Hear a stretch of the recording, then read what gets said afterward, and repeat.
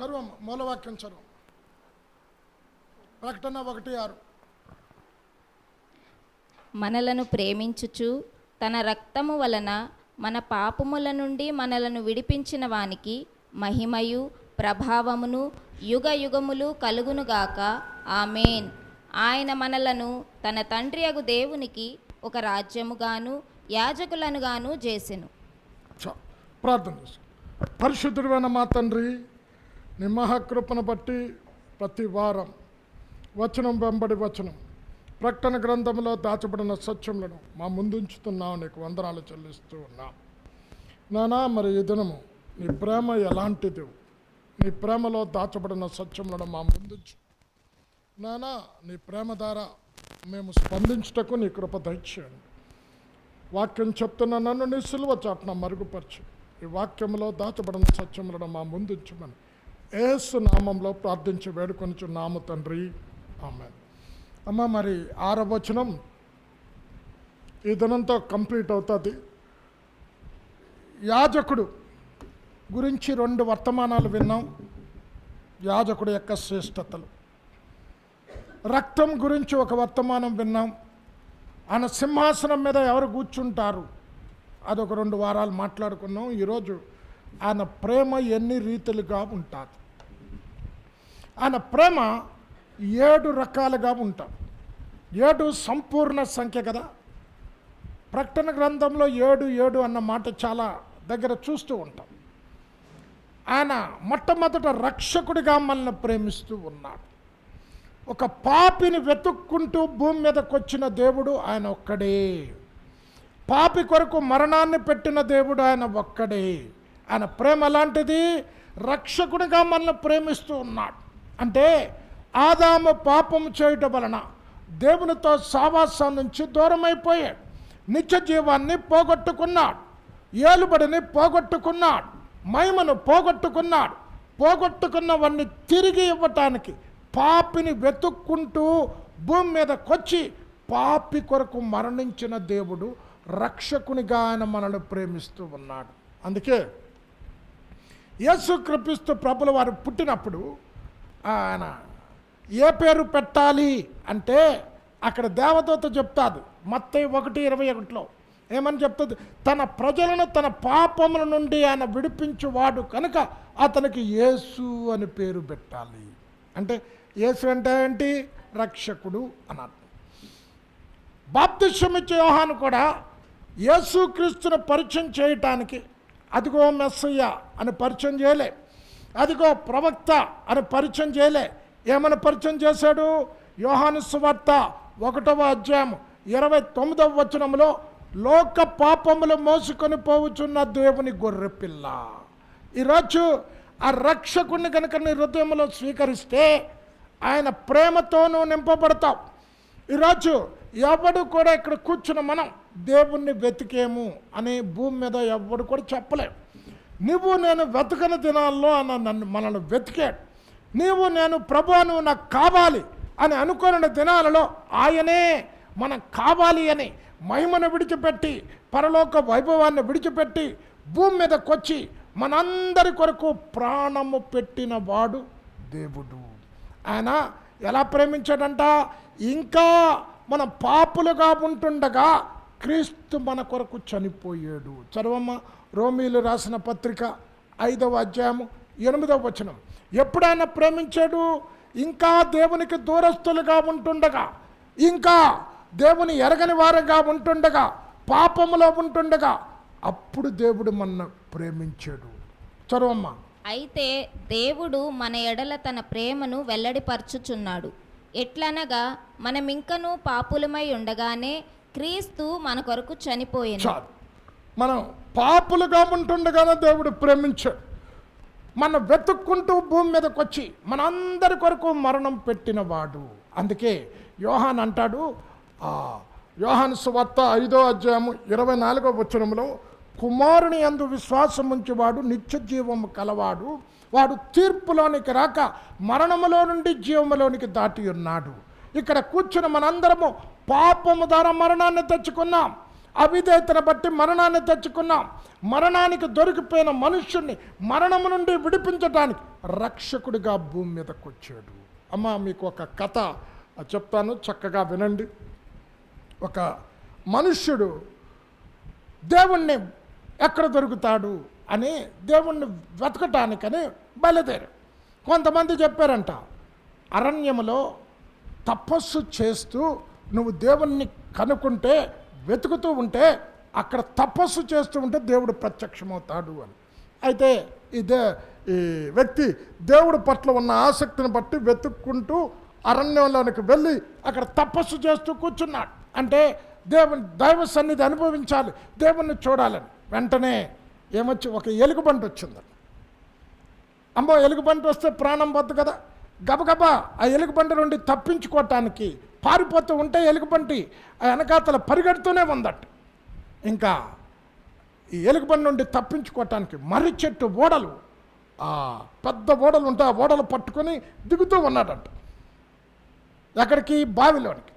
బావిలో కింద వరకు దిగ్గానే ఇంకా అడుగు దగ్గరికి రాబోతుంటుండగా బుష్ మని ఒక పాము బావిలో నుంచి లెగుస్తుందంట. అంటే ఈ వ్యక్తి పరిస్థితి ఎలాగుంది? బావి కిందకు దిగితే పాములు ఉన్నాయి, కాటేసి చంపేస్తుంది. పని మీదకి ఎక్కుదామా, మర్రి చెట్టు ఓడ పట్టుకొని మీదకి ఎక్కుదామా అని చూస్తుంటే మీద ఎలుగుబంటి చూస్తూ ఉంది ఇలాగా, ఎప్పుడు వస్తే చంపేద్దామని. పని ఇలాగ ఓడ పట్టుకొని కూర్చుందామా, ఆ ఓడకంట ఒక తెల్ల ఎలుక నల్ల ఎలుక కట్ చేస్తూ ఉండిపోతుంది. ఇప్పుడు ఈ వ్యక్తికి ఎవరు కావాలి? రక్షకుడు కావాలి. పాపము నుండి విడిపించేవాడు, మరణము నుండి తప్పించేవాడు రక్షకుడు కావాలి. ఇప్పుడు ఈ కథ యొక్క భావం చెప్తాను. ఈ ఎలుగుబంటి దేనికి సాదృశ్యం? పాపానికి సాదృశ్యం. పాపములో జీవించి పాపములో మరణిస్తే నరకం నీ కొరకు ఎదురు చూస్తూ ఉన్నది, పాతాళం. ఈ మర్రి చెట్టు ఓడ ఎవరికి సాదృశ్యం అంటే నరుని ఆయుస్సుకు సాదృశ్యం. తెల్ల ఎలుక నల్ల ఎలుక దేనికి సాదృశ్యం అంటే ఒక పగలు ఒక రాత్రి గడుస్తూ ఉంటే దేవుడు నీకు ఇచ్చిన ఆయుష్ తరిగిపోతూ ఉన్నది. అంటే ఎప్పుడు నీ ఆయుష్ అయిపోతుందో తెలియదు. పాపంలో జీవించి పాపంలో మరణిస్తే పాతాళము నీ కొరకు ఎదురు చూస్తూ ఉన్నది. ఇప్పుడు ఈ మనుష్యునికి ఎవరు కావాలి? రక్షకుడు కావాలి. యేసుక్రీస్తు ప్రభుల వారు భూమి మీదకి ఎలాగొచ్చాడు? మనందరిని ప్రేమించి, రక్షకుని ప్రేమ పాపిని వెతికి రక్షించి మనుష్యుల పాపముల నుండి విడిపించటానికి, మనందరినీ పరిశుద్ధపరచటానికి ఆయన రక్తాన్ని చిందించి ఆయన రక్తంలో మన పాపాలు కడిగి శుద్ధీకరించిన రక్షకుని ప్రేమ. ఇక్కడ కూర్చున్న వారెవ్వరు కూడా దేవుణ్ణి నేను వెతికాను అనటానికి వీల్లేదు. అమ్మ, మార్కు సువార్త 5వ అధ్యాయం పట్టుకోమ్మా. దెక్కపల్లిలో ఒక వ్యక్తి ఉన్నాడు. ఎవరు? సేనా అపవిత్రాత్మ పట్టిన వ్యక్తి. తల్లిదండ్రులు విడిచిపెట్టారు, సమాజం విడిచిపెట్టారు, సంఖ్యలతో బంధించిన సంఖ్యలు కూడా తెంచేసుకునేవాడు.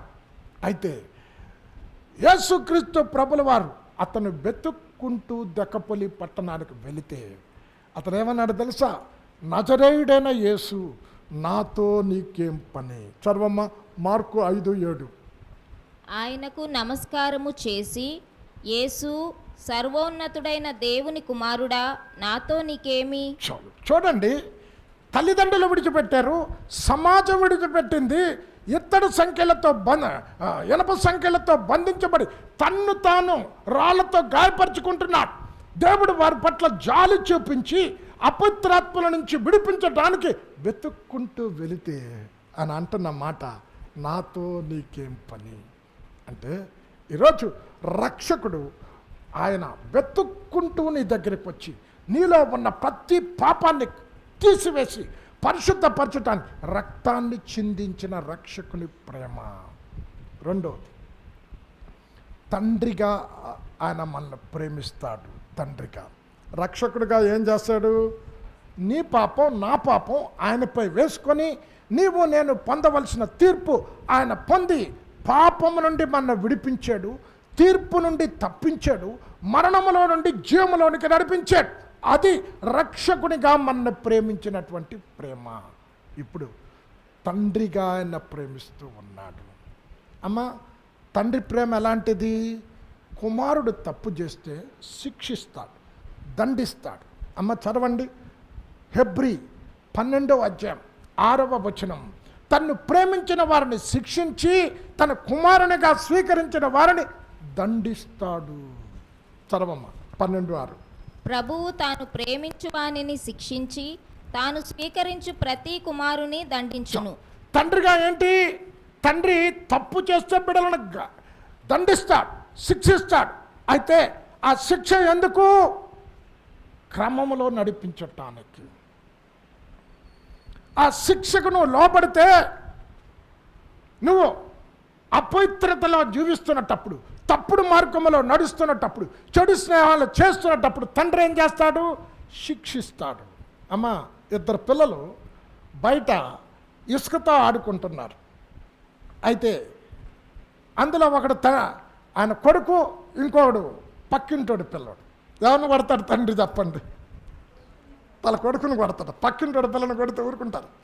అంటే తండ్రిగా ఆయన తప్పు చేస్తే, అరే నిత్య రాజ్యాన్ని నువ్వు పోగొట్టుకుంటావు, పరలోక వైభవాన్ని పోగొట్టుకుంటావు, నువ్వు ఈ మార్గంలోకి నడిస్తే నీకు మరణం సంభవిస్తాడు అని తండ్రిగా శిక్షిస్తాడు. ఎందుకు? తన వల్ల నిన్ను మార్చుకోవటానికి, తన రాజ్యంలో నిన్ను కూర్చుండబెట్టడానికి, నిత్య రాజ్యానికి వారసులుగా చేయటానికి. తప్పు చేసినప్పుడు శిక్షిస్తాడు. తల్లిగా తండ్రిగా బిడ్డలు తప్పు చేసినప్పుడు, అరే నువ్వు మంచిగా చదువుకుంటే చక్కని భవిష్యత్తు ఉంటుంది, మంచిగా చదువుకుంటే నీ కాళ్ళ మీద నువ్వు నిలబడతావు అని తప్పు చేసిన బిడ్డలను తండ్రి శిక్షిస్తాడు. అట్ ద సేమ్ టైం పశ్చాత్తాపం చెంది తిరిగి తండ్రి దగ్గరికి వస్తే ప్రేమతో చేర్చుకునేటటువంటి ప్రేమ తండ్రి ప్రేమ. ఆ తండ్రి ప్రేమను చూపించడానికి తప్పిపోయిన కుమారుని పెట్టాడు కదా. తప్పిపోయిన కుమారుడు ఏంటి తండ్రితో 24 గంటలు చిన్నప్పుడు అంటే కూర్చోమనేవాడు, నిలబడమనేవాడు, ఏం చెప్తే చేసేవాడు. ఇప్పుడు నేను యవనస్తుని అయ్యాను, పెద్దవాడిని అయ్యాను, ఇప్పుడు కూడా పొద్దున్నే లెగిస్తే ప్రార్థన అంటాడు, సాయంకాలం కుటుంబ ప్రార్థన అంటాడు, క్రమశిక్షణ అంటాడు. లే తండ్రి నుంచి వెళ్ళిపోదాం, స్వేచ్ఛగా తిరుగుదాం అని తండ్రి దగ్గరికి వెళ్ళి నా ఆస్తి నాకు ఇచ్చేయి అంటే, మనందరికీ తెలుసు, ఆస్తిని తీసుకొని దూరంగా వెళ్ళిపోయి దుర్వ్యాపారం చేసి సమస్తాన్ని పోగొట్టుకున్నాడు. ఆహారపు కొరత వచ్చింది, ఆశ్రయపు కొరత వచ్చింది. డబ్బు ఉన్నటప్పుడు స్నేహితులందరూ ఉన్నారు, ఈ డబ్బంతా పోయగానే ఎవరు లే. ఆఖరికి పందులు తినే పొట్టు తింటూ అప్పుడు గుర్తుకొచ్చింది, అయ్యో మా తండ్రి ఇంటిలో సకల సౌకర్యాలు ఉన్నాయి కదా, పనివాడికి కూడా సమృద్ధిగా ఆహారం ఉంది కదా, ఇప్పుడు నేను ఎక్కడైతే తినడానికి ఆహారం లేకుండా నేను అవస్థపడుతున్నా, తిరిగి నేను నా తండ్రి ఇంటికి వెళ్ళి పశ్చాత్తాప పడతాను. తండ్రి, నేను నీకు కుమారుడిగా పిలిపించుకోవటానికి యోగ్యుడిని కాన్, కాస్త పట్టడన్నం పెట్టు, నీ ఇంట్లో కూలివాడుగా నన్ను పెట్టుకో అని బుద్ధి వచ్చిన తర్వాత తండ్రి ఇంటికి బయలుదేరాడు. అమ్మ, తండ్రి ఏం చేశాడు? ఇంకా దూరంలో ఉంటుండగానే పరిగెత్తుకొని తండ్రి ముందుకు వెళ్ళాడు. అంటే తప్పిపోయిన కుమారుణ్ణి ప్రేమించేటటువంటి ప్రేమ తండ్రి ప్రేమ. దేవుని నుండి దూరం అయిపోయి పాపంలో జీవిస్తున్న మనుషుల్ని ప్రేమించి ఆయన వెతుక్కుంటూ రక్షకుడుగా వస్తే తిరిగి పశ్చాత్తాపడి మారు మనసు పొంది దేవుని తట్టు తిరిగితే చేర్చుకునేటటువంటి ప్రేమ. అమ్మ, ఇప్పుడు పందులు మేపే పనిలో ఉన్నాడు, తన వస్త్రాలు అంతా గలీజుకుంటా చూడండి. మనం కొన్నిసార్లు చూడండి, స్నానం సరిగా చేయకపోతే, బట్టలు సరిగా లేకపోతే, నల్ల వస్త్రాలు ధరించుకుంటే దగ్గరికి కూడా వెళ్ళాం, దూరం ఉంటాం. అయితే ఈ తండ్రి ఏం చేశాడు? పరిగెత్తుకుంటూ వెళ్ళి మెడ మీద పట్టుకొని ముద్దు పెట్టుకున్నా. ఒకవేళ పరలోకపు తండ్రి యొక్క ప్రేమ ఎలాంటిది అని చెప్పటానికి చెప్పాడు. ఒకవేళ మనమే కనుక మన కొడుకులే ఆ పని చేస్తే ఏం చేస్తాం? రే నీవు నా పరువంతా తీసావురా, అయినా రా ఇంత ముద్ద అన్నం పెడతా, పడుండు అనేవారు. అయితే ఈ తండ్రి ఏం చేశాడో తెలుసా? అందరినీ పిలిచి విందు చేశాడు. అమ్మ చెప్పండి, ఒక కొడుకు నీ పరువంతా తీసి ఇంట్లో నుంచి వెళ్ళిపోతే తిరిగి పశ్చాత్తాపంతో ఇంటికి వస్తే తండ్రిగా చేర్చుకుంటాం. ఏమంటాం తెలుసా? ఒరే, నా పరువంతా పోయింది, నీ దిక్కెళ్ళి పడుండి ఒక మూల, నేను పెట్టింది తిను అంటామే కానీ ముద్దు పెట్టుకోము, కౌగలించుకోము, అందరిని పిలిచి విందు చేయం. అంటే తండ్రి ప్రేమ ఎలాంటిదో పరలోకపు తండ్రి ప్రేమ చూపిస్తూ ఉన్నాడు. కొవ్విన దూడను వధించి, అమ్మ ప్రశస్తమైన వస్త్రాలు, ఇప్పుడు మురిగుడ్డలతో ఉన్నారు. ఇప్పుడు మా ఈ లోక సంబంధమైన తండ్రి అయితే ఏమైనా వాడు తెలుసా? రే, నన్ను విడిచిపెట్టి వెళ్ళావు, నీ బతుకు చూడు ఎలాగైందో, నీ కనీసం సరైన బట్టలు కూడా లేవురా నీకు వేసుకోవటానికి, మూల కూర్చో, నేను ఇచ్చినవి వేసుకో అని ప్రశస్తమైన వస్త్రాలను తొడిగించాడు. వంగరాన్ని పెట్టాడు. అంటే వంగరం దేనికి సాదృశ్యం? అధికారానికి సాదృశ్యం. కుమారుడిగా ఇంట్లో నీకు అధికారం ఉంది. ఒకవేళ నన్ను కాదని నువ్వు వెళ్ళిపోయినా, నువ్వు పశ్చాత్తాపడి తిరిగి తండ్రి దగ్గరికి వస్తే తండ్రి ప్రేమ, నిన్ను చేర్చుకునే ప్రేమ, తిరిగి పోగొట్టుకున్నవి నీకు ఇచ్చే ప్రేమ, వంగరాన్ని ఇచ్చాడు, అధికారం ఇస్తూ ఉన్నాడు. చెప్పులు తొడిగించాడు. అంటే సమాధానానికి సాదృశ్యం. తండ్రి కుమారుల సమాధానం. అందరిని పిలిచి విందు చేశాడు. అంటే తండ్రి ప్రేమ ఎలాంటిదో చూడండి. ఒకసారి చదవమ్మ ప్రకటన, హెబ్రీ 12:10 ఇక్కడ అంటున్నాడు, తాను శిక్షించినను కొంచెం కాలం తన ఇష్టం వచ్చినట్లు శిక్షించిన మనము తన పరిశుద్ధతలో పాలు పంపురు కొంచెం మేలు కొరకు శిక్షిస్తాడట. 12:10. వారు కొన్ని దినముల మట్టుకు తమకిష్టము వచ్చినట్టు మనలను శిక్షించిరు గాని మనము తన పరిశుద్ధతలో పాలు పొందవలెనని మన మేలు కొరకే ఆయన శిక్షించుచున్నాడు.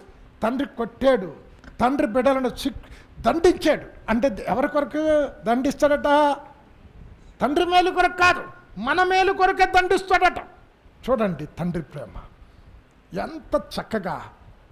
మురికి బట్టలతో తిరిగి తండ్రి ఇంటికి వస్తే చేర్చుకొని తన పరువంతా తీసేసిన కొడుకుని అందరిని పిలిచి విందు చేశాడు.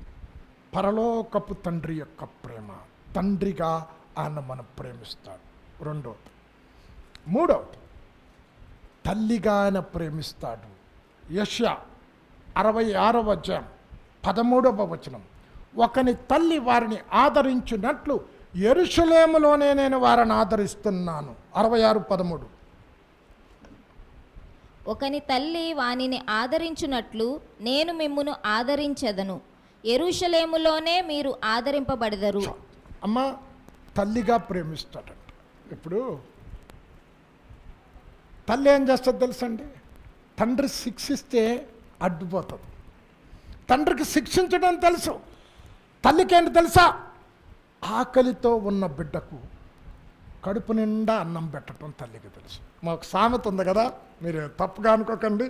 భార్య ఏమో జోబి చూస్తుంది, తల్లి ఏమో కడుపు చూస్తుంది అన్న సామెత ఉంది కదా.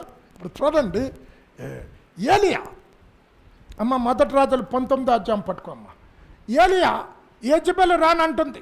రేపు ఈ పాటికి ఆ బయలు ప్రవక్తలను చంపిన రీతిగా, అషేరాదేవ ప్రవక్తలను చంపిన రీతిగా నేను కూడా ఏలియాను చంపుతాను అని శబ్దం చేసి, ఇంకా ఏలియా ప్రాణ భయంతో పారిపోయి బదరీవృక్షం కింద కూర్చొని మరణాపేక్ష కలిగిన వాడై దేవునితో అంటున్నాడు, ప్రభువా నా పితరుల కంటే నేను గొప్పన్నా, ఇంత మట్టుకు చాలు, నా ప్రాణం తీసుకో అని చాలా అలసిపోయి నిద్రపోతూ ఉన్నాడు. చూడండి దేవుడు ఎలాంటి దేవుడు. అప్పుడు ఏలియా చాలా ఆకలితో ఉన్నాడు. ఏలియాను లేపి ఆకలితో ఉన్న ఏలియాకు అప్పములు చేసి పెట్టించటానికి దేవదూతను పంపాడు. 1 రాజులు 19:5 అతడు బదరీ వృక్షము క్రింద పరుండి నిద్రించుచుండగా ఒక దేవదూత వచ్చి అతని ముట్టి, నీవు లేచి భోజనము చేయుమని చెప్పెను. అతడు చూచినంతలో అతని తల దగ్గర నిప్పుల మీద కాల్చబడిన అప్పమును నీళ్ల బుడ్డియు కనబడెను గనుక అతడు భోజనము చేసి తిరిగి పరుండెను. చూడండి ఇప్పుడు ఇక్కడ ఏమనాలి?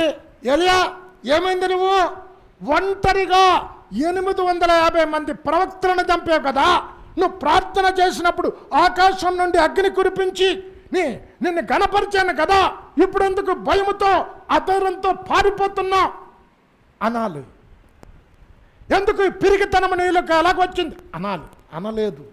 అప్పుడు ఏలియా ఆకలితో ఉన్నాడు కనుక ఆకలి తీర్చటానికి మొట్టమొదట అన్నం పెట్టాడు. అంటే తల్లిగా మా నిరుత్సాహంలో ఉన్నప్పుడు ఉత్సాహపరుస్తాడు, ఆదరణ కోల్పోయిన స్థితిలో ఉన్నప్పుడు ఆదరిస్తాడు. తల్లి హక్కును చేర్చుకుంటాడు. కౌగిలించుకొని కన్నీటితో ఉన్న బిడ్డలు కన్నీటి కారుస్తూ ఉంటే, బిడ్డలు శ్రమల్లో ఉంటే ఏ తల్లి కూడా చూస్తూ ఊరుకోదు. ఏం చేస్తుంది?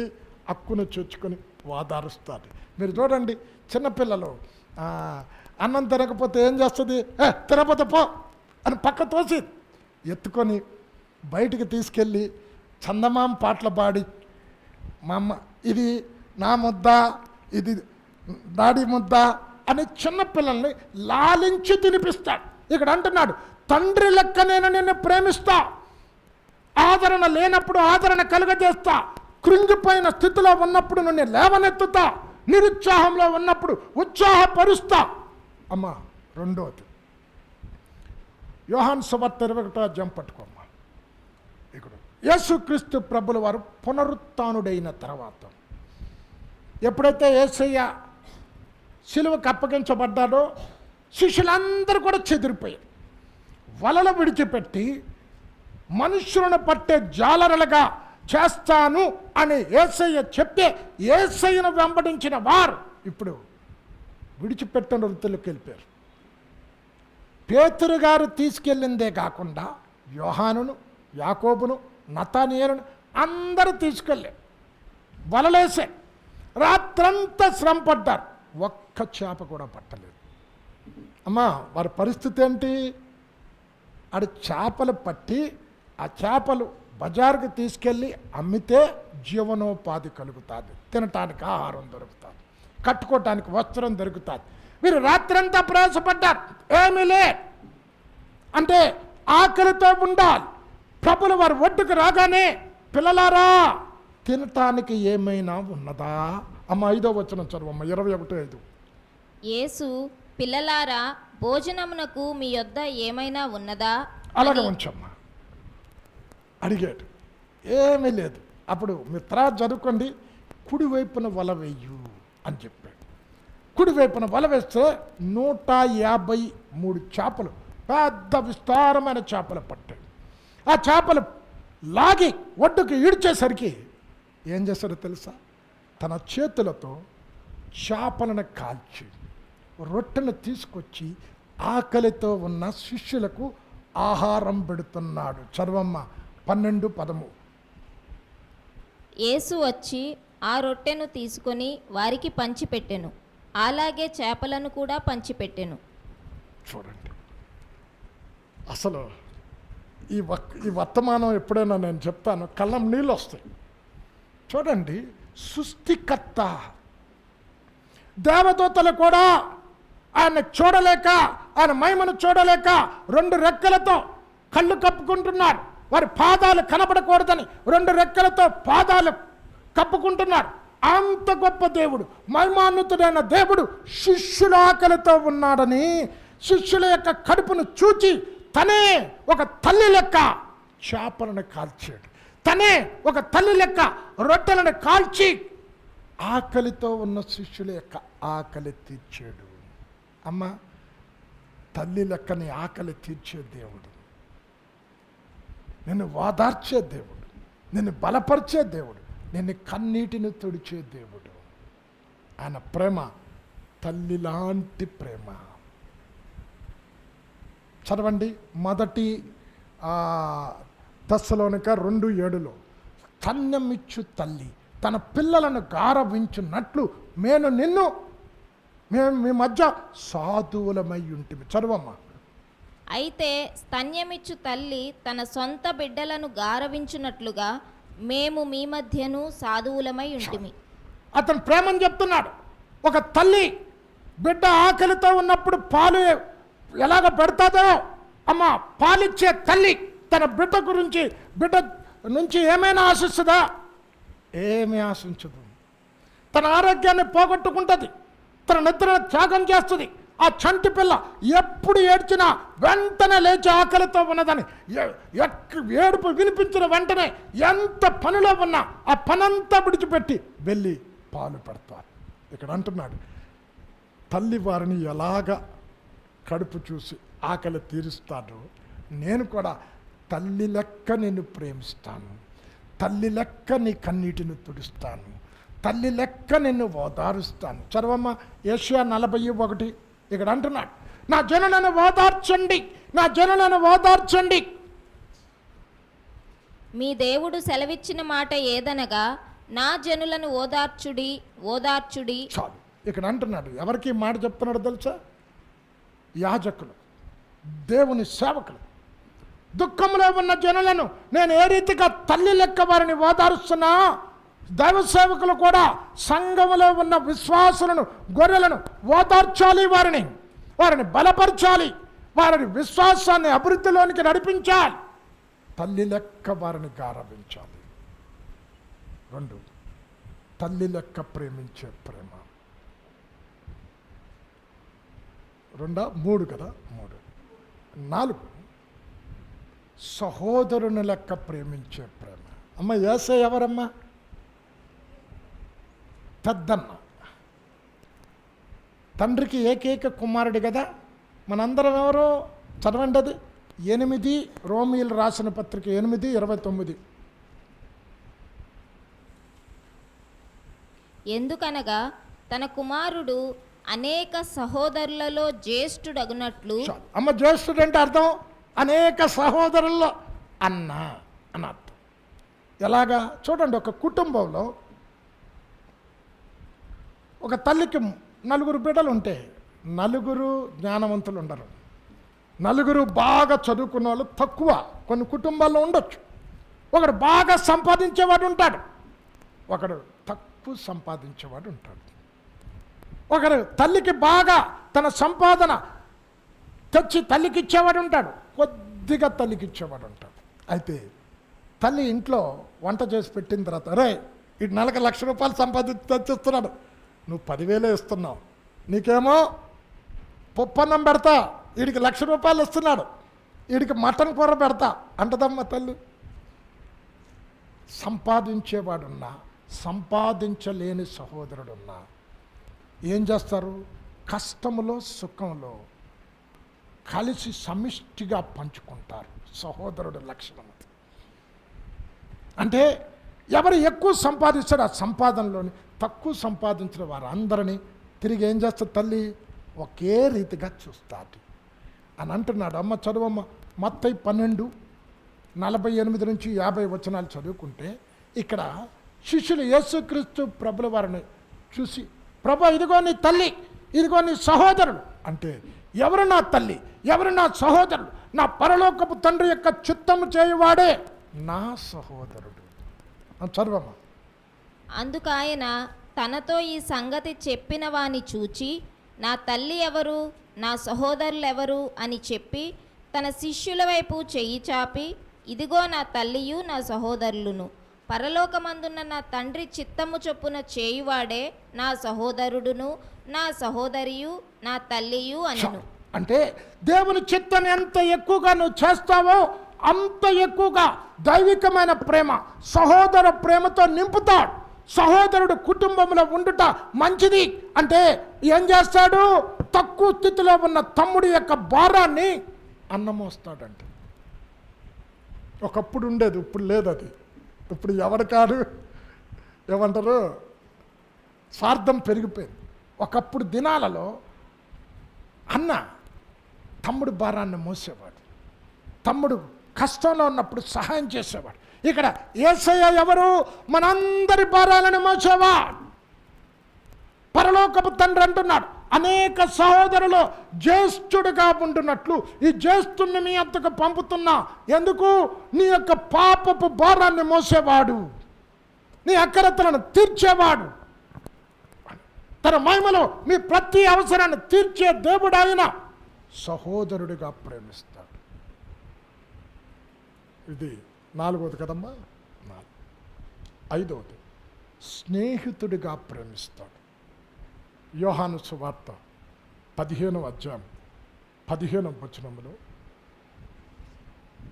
దాసుడు యజమానుడు చేసిన దానిని ఎరగడు కనుక ఇక మీదట నేను మిమ్మల్ని దాసులు అనకుండా స్నేహితుడనని పిలుస్తున్నాను. చదవమ్మ 15 యోహాను. దాసుడు తన యజమానుడు చేయు దానిని ఎరుగడు గనుక ఇక మిమ్మును దాసులని పిలువక స్నేహితులని పిలుచుచున్నాను. అమ్మ, స్నేహితుడు ఏం చేస్తాడంట? స్నేహితుడి దగ్గర దాపరికాలు ఉండవండి. కొన్నిసార్లు భార్యతో చెప్పుకోలేని విషయాలు ఉంటాయి, తల్లిదండ్రులతో చెప్పుకోలేని విషయాలు ఉంటాయి. అయితే స్నేహితుడితో హృదయం విప్పి మనం అన్నీ చెప్తాం. ఆయన ఎవరంట? స్నేహితుడు. ఆయన స్నేహితుడిగా నువ్వు ఉంటే ఏం చేస్తాడు తెలుసా? మర్మాలు బయలుపరుస్తాడు. తండ్రి దగ్గర వినిన సంగతులన్నింటినీ ఆయన చెప్తాడు. అమ్మ చదువమ్మది ఉంటుంది, అదే కంటిన్యూ చేయి. నా తండ్రి ఎందుకనగా నేను నా తండ్రి వలన వినిన సంగతులన్నిటినీ మీకు తెలియజేసి తిని. ఆయన స్నేహితుడు అయితే మర్మాలు బయలుపరుస్తాడు. ఇప్పుడు అమ్మ ఆదికాండం 18వ అధ్యాయం పెట్టుకో. సొదొమ యొక్క పాపం దేవునికి బహు దుఃఖాన్ని కలిగించింది. ఆ దుర్మార్గత దేవుని దృష్టిలో బహు దుఃఖాన్ని కలిగించింది. సొదొమ పట్టణాన్ని నాశనం చేయాలి అనుకునేటప్పుడు ఏమనుకున్నాడు తెలుసా? నా స్నేహితుడైన అబ్రాముకు ఈ సంగతి చెప్పకుండా నేను ఎలా చేస్తాను అని మొట్టమొదట సొదొమ పట్టణాన్ని నాశనం చెయ్యాలి అనుకున్నటప్పుడు అబ్రహాముకు చెప్పాడు. 18-17 ఆదికాండం. అప్పుడు యెహోవా, నేను చేయబో కార్యము అబ్రహామునకు దాచెదనా? అబ్రహాము నిశ్చయముగా బలము గల గొప్ప జనమగును. అమ్మ ఏమన్నాడు? స్నేహితుడైతే దాపరికాలు ఉండవు. ఇప్పుడు ఆయన స్నేహితుడిగా నువ్వు ఉండాలంటే ఆయన యొద్దకు వచ్చి నువ్వు ఏదైనా తప్పు చేస్తే, ప్రభువా నీకు వ్యతిరేకంగా ఈ తప్పు చేశాను, నన్ను క్షమించు, నీకు అయిష్టమని మాట మాట్లాడాను, నన్ను క్షమించు, నేను తప్పుడు మార్గంలో నడుస్తున్నాను, సరైన మార్గంలో నడిపించు. స్నేహితుడు అయితే హృదయంలో ఏది దాచుకోకూడదు. హృదయము విప్పి దేవునితో చెప్పాలి. ఆయన క్షమించే దేవుడు. స్నేహితుడు అయితే జ్ఞానులకు, జ్ఞానం కలిగిన వారి పండితులకు తెలియలేని సంగతులను, మర్మాలను దేవుడు నీకు బయలుపరుస్తాడు. స్నేహితుడి దగ్గర ఏ దాపరికాలు ఉండవు అని అన్నాడు కదా. ధర్మశాస్త్రోపదేశకులకు, జ్ఞానులకు, వివేకం కలిగిన వారికి తెలియని సంగతులను బాలులకు బయలుపరుస్తానన్నాడు. ఈరోజు నువ్వు స్నేహితుడు అయితే హృదయం విప్పి ఆయన నీతో మాట్లాడతాడు. అంటే నువ్వు ఎక్కడికి వెళ్ళాలి అన్నది చెప్తాడు. ఫలానా విశ్వాసి కష్టంలో ఉన్నది, నువ్వు వెళ్ళు, అక్కడికి వెళ్ళి నా మాటగా సెలవీయు. వ్యాధితో ఉన్న వారి దగ్గరికి, ఫలానా విశ్వాస వ్యాధితో ఉన్నది, నువ్వు వెళ్ళి ఆ వ్యక్తి దగ్గరికి వెళ్ళి ప్రార్థన చేయి అని స్నేహితుడు అయితే హృదయము విప్పి తన సంగతులన్నీ నీకు బయలుపరుస్తాడు, మర్మాలు బయలుపరుస్తాడు. ఈరోజు అబ్రాహాము ఎవరండి? దేవుని స్నేహితుడని 3 చోట్ల రాయబడింది. చదవమ్మా. 2వ దినవృత్తాంతాలు 20వ అధ్యాయము 7వ వచనం.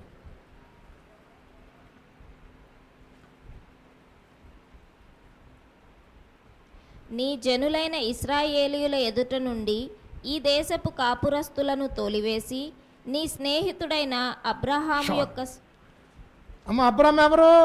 దేవుని స్నేహితుడు కనుక, దేవుని స్నేహితుడిగా అబ్రహాము ఉన్నాడు కనుక అబ్రహాముకు ఏ విషయం కూడా దాచుకోకుండా బయలుపరిచే. యాకోబు రాసిన పత్రిక 2వ అధ్యాయం 23వ వచనంలో కూడా నా స్నేహితుడైన అబ్రహాము.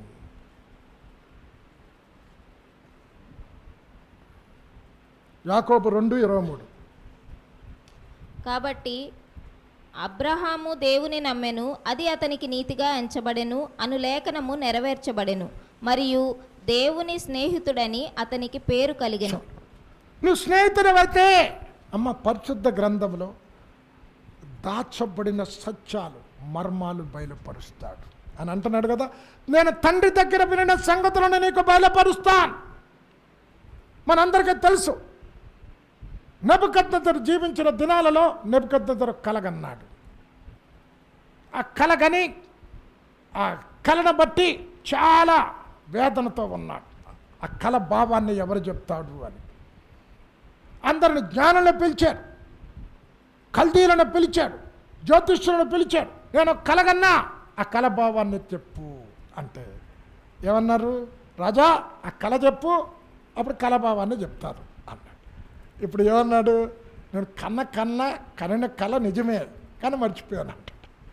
అమ్మ కళ చెప్తే భావం ఎవరైనా చెప్తారు. కళ మర్చిపోతే కళ చెప్పి కళభావం చెప్పడం కష్టం కదా. అయితే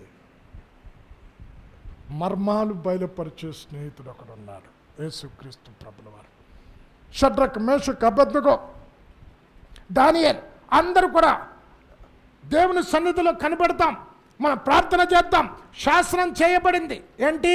ఆ రాజ్యములో ఉన్న జ్ఞానులు, కల్దీయులు, విద్వాంసులు, జ్యోతిష్యులు ప్రతి వారు కూడా ఈ కళ యొక్క భావాన్ని చెప్పకపోతే చంపేమని శాసనం చేశాడు. నలుగురు కూర్చొని ప్రార్థన చేశారు. ఏమైందండి? మర్మము బయలుపరచబడింది. జ్ఞానులు బతికారు, శాస్త్రులు బతికారు, కల్దీయులు బతికారు. కనుక నువ్వు స్నేహితుడివైతే పరిశుద్ధ గ్రంథంలో దాచబడిన ప్రతి సత్యాన్ని నీకు బయలుపరుస్తాడు. అమ్మ ఎన్నోది? ఇది 5వది. 6వది, రాజుగా నిన్ను ప్రేమిస్తాడు. ప్రకటన 1వ అధ్యాయం 5వ వచనం. నమ్మకమైన సాక్షియు, మృతులలో నుండి ఆది సంభూతుడు. చదువమ్మా. 1. నమ్మకమైన సాక్షియు, మృతులలో నుండి ఆది సంభూతుడుగా లేచిన వాడును, భూపతులకు అధిపతియు నైన యేసు. అమ్మ 6వది ఎలా ప్రేమిస్తాడంట? రాజుగా ప్రేమిస్తాడంట. అమ్మ ఒక దేశం కాపాడబడాలంటే దేశాన్ని పరిపాలించే రాజులు ఉంటారు. మనకి ఒకప్పుడు రాజుల కాలం ఉండేది, ఇప్పుడు ప్రధానమంత్రి, ప్రెసిడెంటు. ఈ దేశ క్షేమం కొరకు, దేశ భద్రత కొరకు మనం ఎన్నుకున్నాం. ఇది పనేంటి? దేశంలో శత్రువులు దొరపడకుండా దేశానికి క్షేమం, ఆ దేశంలో నివసించే ప్రజలకు భద్రత కలగటానికి వారిని ఎన్నుకున్నాం. మన రాజు ఎవరు? మనకు క్షేమాన్ని కలుగజేసేవాడు. మన కుటుంబానికి భద్రత కలుగజేసేవాడు. అంటే నీ మీద పోరాడే శత్రువులతో ఆయన యుద్ధం చేసే దేవుడు. మనం ఎవరితో పోరాడుతున్నాం? ఎఫెసీ 6:12. మనము పోరాడున్నది శరీరాలతో కాదు, ప్రధానులతో, ఆకాశ మండలమందున దురాత్మల సమూహంతో పోరాడుచున్నాం. నీ పక్షంగా దేవుడు యుద్ధం చేసి అన భక్తుడైన దావీదేమంటున్నాడు? యుద్ధము నాది కాదు, యెహోవాది. ఇప్పుడు దావీదు గారు ఏది తీసుకొట్టాడండి? గొలియాతుని రాయి, ఒడిసెల రాయి. ఇప్పుడు గొలియాత్ భారీ పర్సనాలిటీ, ఎక్కడ ఖాళీ లేదు, శిరస్త్రాణం ఉంది. ఖాళీ ఉంది ఎక్కడ తెలుసా? నుదుట ఒక్కటే. అంటే ఈ నుదుట మీద రాయి తీస్తే అది వేగంగా వచ్చి ఆ నుదుటకి తగిలేటట్టు చేసింది ఎవరో తెలుసా? దేవుడే. యుద్ధం, మన శత్రువులతో ఆయన యుద్ధం చేస్తాడు. మన కుటుంబానికి భద్రత కలుగజేస్తాడు, మనకు క్షేమాన్ని కలుగజేస్తాడు. ఒకవేళ రాజు లేకపోతే క్షేమంగా రాజ్యం ఉండదు, ఆ రాజ్యంలో నివసించే ప్రజలకు భద్రత కలగదు. శత్రువుల బారి నుండి కాపాడేది రాజే. ఈరోజు చూడండి, యూదా దేశం మీదకి అమ్మోనియులు, మోయాబీలు, సేయూరు మన్య నివాసులు 3 దేశాలు కలిపి యెహోషాపాతు మీదకి యుద్ధానికి వచ్చారు. ఇప్పుడు యెహోషాపాతు ఏమన్నాడు? రాజా, ఇంత గొప్ప సైన్యాన్ని జయించే శక్తి లేదు. ఇప్పుడు ఒకడి మీద యుద్ధం చేస్తే జయించవచ్చు. 10 మంది కలిపి ఒకడి మీద పడ్డామనుకో గెలవగలడా? గెలవలేడు. 3 రాజ్యాలు కలిపి చిన్న రాజ్యమైన యూదా దేశం మీదకి వచ్చాయి. అయితే రాజు తన బలహీనతను ఒప్పుకున్నాడు. తనకు శక్తి లేదు, సామర్థ్యం లేదు, నీవే నాకు దిక్కు అని ప్రార్థన చేశాడు. అమ్మ ఏమైంది? వారిలో వారు పొడుచుకొని చచ్చారు. స్తుతించే వారిని ముందు పెట్టారు. వారు వెళ్ళేసరికి ఏమైంది? అందరూ చచ్చిపోయి ఉంటారు. యుద్ధాలు చేశారా? దేవుడే యుద్ధం చేశాడు. అంటే రాజుగా నీ శత్రువులతో యుద్ధం చేసి, నీ శత్రువులను సంహరించి, నీ కుటుంబానికి క్షేమం, నీ బిడ్డలకు క్షేమం, భద్రత చేసేది రాజు. ఆయనే యుద్ధం చేసేవాడు. జరిగిన సంఘటన కూడా చెప్తాను. యూదా ఇశ్రాయేల్ రాజ్యం 1948 మే 13 ఇండిపెండెంట్ డే వచ్చింది. యూదులంతా ఒక దగ్గరికి చేరారు. ఎప్పుడైతే 1948లో ఒక దగ్గరికి వచ్చారో 8 అరబ్ దేశాలు వారి మీదకి యుద్ధానికి వచ్చాయి. అమ్మ ఇప్పటికీ పేపర్లో ఉంటుంది అది. అప్పుడే స్వాతంత్ర్యం వచ్చింది. వాళ్ళ దగ్గర ఏముంటాయండి? అయితే ఒక జర్నలిస్ట్ రాస్తాడు, ఆకాశం నుండి యెహోవా దూత శత్రువులతో యుద్ధం చేయటం కనులారా చూచారు. ప్రతి పేపర్లో అప్పుడు ఉంటుంది. డేట్ నాకు గుర్తులేదు కానీ, అంటే ఎవరు యుద్ధం చేశారు? దేవుడే శత్రువులతో యుద్ధం చేసేది. అంటే రాజుగా ఆయన నీకు భద్రత చేకూరుస్తాడు. అమ్మ సిరియా రాజు ఎలీషా ప్రవక్తను బంధించి తీసుకురా అని గుర్రాలతో రథాలతో సైన్యం వచ్చింది. ఆ పర్వతం చుట్టూ సైన్యం ఉంది. ఎలీషా పక్కన ఒక శిష్యుడు ఉన్నాడు, గేహాజీ, అవిశ్వాసాడు. గేహాజీ అంటున్నాడు, గురు కలిదరు చూడా, హలలి అంటున్నా, స్తుతి అంటున్నా, స్తోత్రం అంటున్నా, ఎటు పారిపోవటానికి మనకు స్థలం లే, మన చుట్టూ రాజు సైన్యాన్ని పంపాడు, గుర్రాలు రథాలతో ఉన్నాయి అంటే అప్పుడేమన్నాడమ్మా? దేవా ఈయన కన్నులు తెరువు. త్వరగానే ఏం చూశాడు?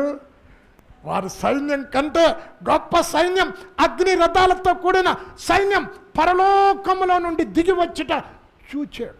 చూచి అబ్బో అప్పుడు స్తుతిస్తున్నాడు. మన శత్రు సైన్యం కంటే మన పక్షంగా ఉన్న సైన్యం ఇంకా గొప్పది ఉంది అంటే రాజుగా శత్రువు నిన్ను సంహరించాలని చూస్తే, శత్రువు నీ మీద దాడి చేయాలని చూస్తే, నీ పక్షంగా శత్రువుతో యుద్ధం చేసి జయాన్ని ఇవ్వటానికి రాజుగా ఆయన నిన్ను ప్రేమిస్తూ ఉన్నాడు. చివరిగా భర్తగా ఆయన నిన్ను ప్రేమిస్తాడు. ప్రకటన 19వ అధ్యాయం 7వ వచనంలో గొర్రెపిల్ల వాహ మహోత్సవ సమయము వచ్చినది. ఆయన భార్య తన్ను తాను అలంకరించుకొని సిద్ధపడింది. మనం ఉత్సాహించి సంతోషించి ఆయనను మహిమపరచుదాము. చదవమ్మ 19:7. గొర్రెపిల్ల వివాహోత్సవ సమయము వచ్చినది, ఆయన భార్య తన్ను తాను సిద్ధపరచుకొని ఉన్నది గనుక మనము సంతోషపడి ఉత్సాహించి ఆయనను మహిమపరచదమని చెప్పగా వింటిని.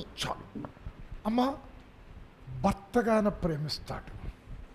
యెషయా 54లో ఉంటుంది, భర్తగా ఆయన నిన్ను ప్రేమిస్తాడని. అంటే చూడండి, పిల్లలున్నా, కొడుకులున్నా, కూతుళ్ళున్నా, ఏదైనా ఫంక్షన్ వచ్చిందనుకో, భర్త పక్కన ఎవరు కూర్చుంటారమ్మా? భార్య. ఇప్పుడు భర్త ప్రాపర్టీలో ఎవరు షేర్కి వస్తుంది? భార్యకే. భార్య ఉన్నంత వరకు బిడ్డలకు చెందదు. భార్య భర్త లేకపోతే అప్పుడు బిడ్డలు పంచుకుంటారు. అంటే భార్య అడగాల్సిన పనులే. అంటే భర్తగా ఆయన నిన్ను ప్రేమిస్తున్నాడు. ప్రేమించి తన శక్తిని నీకు ఇస్తాడు. అమ్మ ఇప్పుడు భర్త సంపాదిస్తుంది అనుకో, భార్య ఏం చేస్తుంది? చక్కగా ఇంట్లో కూర్చొని ఖర్చు పెడతా ఉంటుంది. తనకు కావలసినవన్నీ సమకూరుస్తాడు. అంటే భార్యగా నీ భర్తగా నీ అక్రతలన్నీ కూడా తీరుస్తాడు.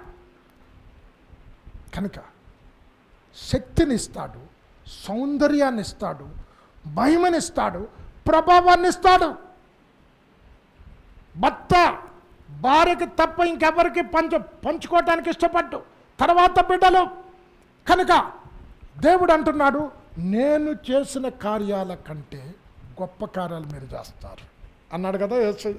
నాకంటే గొప్ప కార్యాలు అంటే తన శక్తిని, తన సౌందర్యాన్ని, తన మహిమను ఇవన్నీ కూడా భార్యతో పంచుకోవటానికి భర్త ఇష్టపడతాడు. చదవమ్మ చివరిగా ప్రకటన 21:2. నూతన యెరూషలేము పట్టణము పెళ్లి కుమార్తెగా అలంకరించబడి, చదవమ్మ.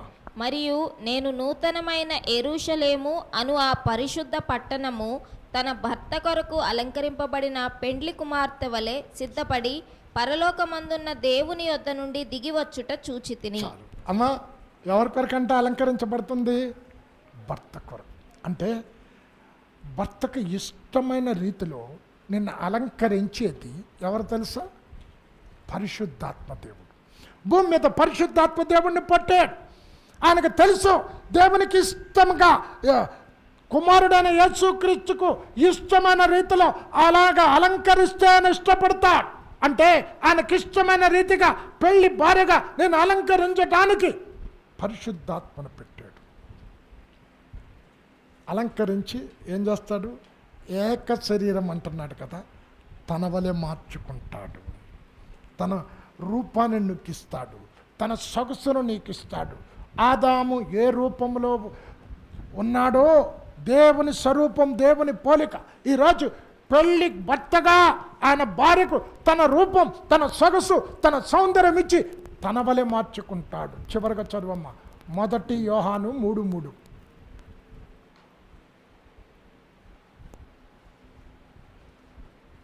ఆయన యందు ఈ నిరీక్షణ పెట్టుకొనిన ప్రతివాడును ఆయన పవిత్రుడై ఉన్నట్టుగా తన్ను పవిత్రునిగా చేసుకొనును. చదువు. పాపము చేయు ప్రతివాడును ఆజ్ఞను 1 యోహాను 3:3. ఆజ్ఞను అతిక్రమించును, ఆజ్ఞాతిక్రమమే పాపము. 1 యోహాను 3:3. అదే ప్రియులారా, మనం ఇంకనూ ఎలాగ ఉండవలనో తెలియదు కానీ ఆయన ప్రత్యక్షమగునప్పుడు 1 యోహాను 3:2. 3:2. ఓకే చదువు. ప్రియులారా, ఇప్పుడు మనము దేవుని పిల్లలమై ఉన్నాము. మనమిక ఏమవుదుమో అది ఇంకా ప్రత్యక్షపరచబడలేదు గాని ఆయన ప్రత్యక్షమైనప్పుడు ఆయన ఉన్నట్లుగానే ఆయనను చూతుము గనుక ఆయనను పోలియుందుమని ఎరుగుదుము. ఆయన పోలిగ్గా మార్చే దేవుడు అంటే భర్తగా ఆయనను ప్రేమిస్తాడు. ముగిస్తూ ఉన్నా, రక్షకుడిగా ప్రేమించి తప్పిపోయిన నిన్ను దేవుని సన్నిధికి నడిపిస్తాడు. పాపం నుండి నిన్ను విడిపించి రక్షకుడిగా నిన్ను ప్రేమించే దేవుడు. అమ్మ 7 ప్రేమలు చెప్పాను.